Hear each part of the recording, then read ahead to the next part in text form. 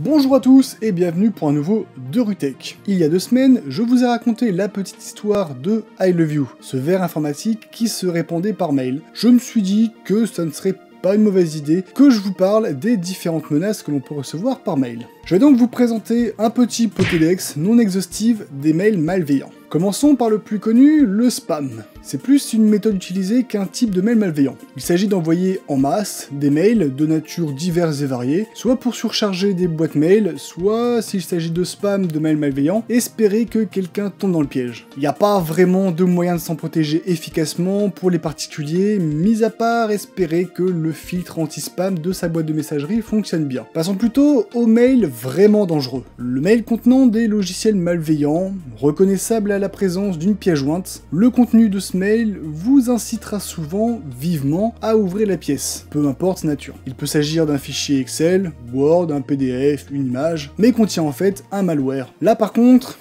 il y a plusieurs moyens de ne pas se faire piéger. Le premier, c'est de faire confiance à l'hébergeur de la boîte de messagerie, comme Gmail par exemple, pour bloquer le mail ou indiquer si un doute existe concernant la pièce jointe. Le second moyen, c'est directement d'analyser le fichier, soit avec votre antivirus, soit en ligne avec Virus Total. Maintenant, le mail contenant un lien vers un malware, lui est un peu plus subtil. Il ne contient pas directement le fichier malveillant, mais vous redirige vers un lien pour le télécharger. Le mieux est d'analyser le lien présent dans le mail, encore une fois avec un antivirus en ligne comme Virus Total, et pas en faisant un naïf copier-coller du lien, mais bien en faisant un clic droit, copier l'adresse du lien sur le lien présent dans le mail. Cette méthode permet de récupérer le vrai lien URL. Le mail de demande d'accès à un partage ou à un dossier en ligne vous demande l'accès à un groupe ou seulement à un dossier Office 365 ou G Suite et compte sur votre naïveté pour accéder à des fichiers privés et vous les voler. On trouve plutôt ce genre de mail sur des boîtes mail professionnelles. Bon, ça concerne pas trop cette vidéo, comme c'est le domaine du professionnel, mais au cas où, le meilleur moyen de ne pas se faire avoir, c'est encore de vérifier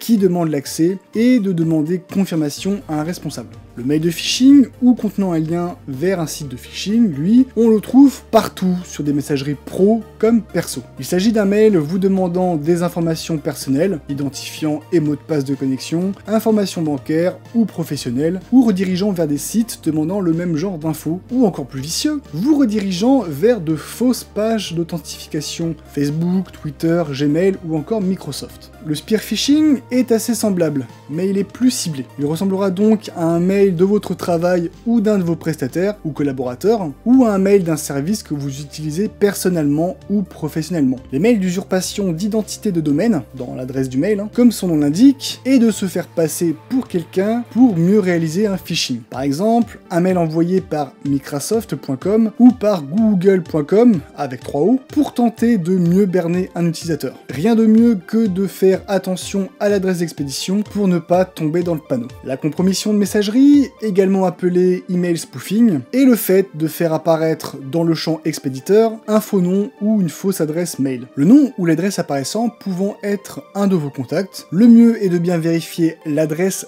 réelle de l'émetteur en passant sa souris sur le nom écrit dans le champ expéditeur du mail. Les arnaques ont toutes le même but. Soit vous piquez de l'argent, soit vous voulez des informations. Mais je vais quand même vous présenter les plus connus. L'arnaque au président. Pour ce genre d'arnaque, l'émetteur du mail se fait passer pour quelqu'un d'important au sein de la société à qui il envoie le mail. Président, directeur, associé. Et demande qu'un virement lui soit fait pour X raisons. Ce genre de mail va plutôt être reçu par des services comptables ou des secrétaires, mais toujours demander une confirmation, de préférence de vive voix ou au téléphone pour ne pas se faire avoir. L'arnaque à la loterie. Félicitations, vous avez gagné le gros lot d'une loterie à laquelle vous n'avez pas participé. Pour réclamer vos gains, veuillez contacter Maître Magouille à cette adresse. Bien évidemment, si vous n'avez pas payé pour participer, il n'y a aucune raison que vous gagniez quoi que ce soit. Et on risque même de vous demander de l'argent en pseudo frais de gestion. L'arnaque à l'héritage. Bien connu, un prince africain n'a pas d'héritier. Et comme par hasard, c'est à vous qu'il souhaite léguer sa fortune.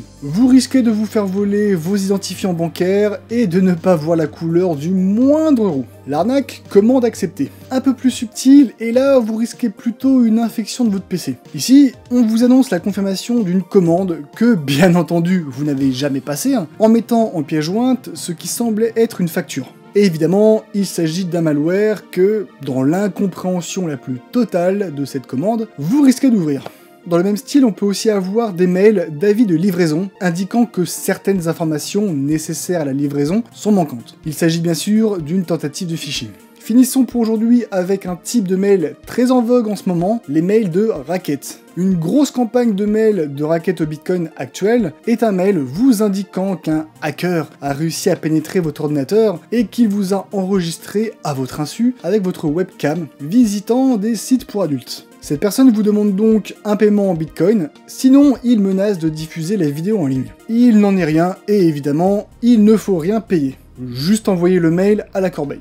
J'espère que cette vidéo vous aura plu. Comme indiqué dans une précédente vidéo sur les mails, plusieurs plateformes de signalement existent, comme www.signal-spam.fr ou phishing-initiative.fr, donc n'hésitez pas à les consulter en cas de mail malveillant. N'hésitez pas également à vérifier minutieusement tous les mails soulevant le moindre doute que vous pouvez recevoir. Il s'agit actuellement de l'un des moyens de propagation de malware ou de vol d'informations le plus utilisé. Si cette vidéo vous a plu, n'hésitez surtout pas à la partager à votre entourage ou sur les réseaux sociaux, qu'elle soit vue par un maximum de personnes. Quant à moi, je vous souhaite une bonne nuit, une bonne soirée, une bonne journée, et n'oubliez pas, la sécurité est l'affaire de tous. Ciao!